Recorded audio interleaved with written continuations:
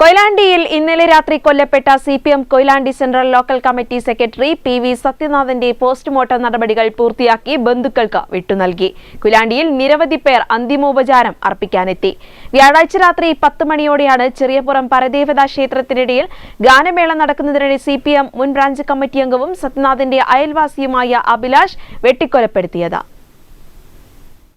സത്യനാഥിന്റെ മൃതദേഹത്തിൽ 6 മുറിവുകളുണ്ടെന്നാണ് പോസ്റ്റ്മോർട്ടത്തിലെ പ്രാഥമിക വിവരം. കോഴിക്കോട് മെഡിക്കൽ കോളേജിലെ പോസ്റ്റ്മോർട്ടം നടപടിക്ക് ശേഷം പാർട്ടി പ്രവർത്തകരടക്കം വിലാപയാത്രയായാണ് മൃതദേഹം കൊയിലാണ്ടിയിലേക്ക് കൊണ്ടുപോയത്.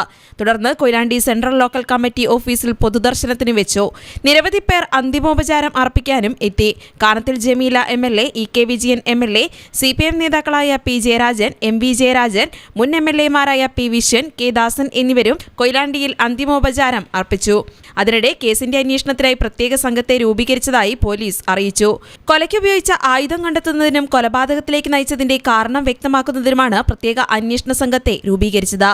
വ്യാഴാഴ്ച രാത്രി 10 മണിയോടെയാണ് ചെറിയപുരം പരദേവതാ ക്ഷേത്രോത്സവത്തിനിടയിൽ ഗാനമേള നടക്കുന്നതിനിടെ വെട്ടിക്കൊലപ്പെടുത്തിയത്. ആൾക്കൂട്ടത്തിൽ നിന്ന് മാറി ഗാനമേള കേൾക്കുന്നതിനിടെ ആക്രമിയെത്തി പിറകിലൂടെ വെട്ടിവീഴ്ത്തുകയായിരുന്നു. ഗാനമേളയുടെ ശബ്ദം കാരണം ആക്രമണം നടന്നത് ജനങ്ങൾ പെട്ടെന്ന് അറിഞ്ഞിരുന്നില്ല.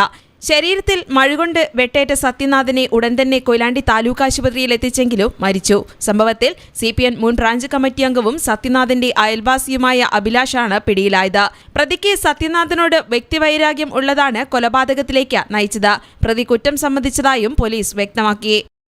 News bureau, Koyilandy.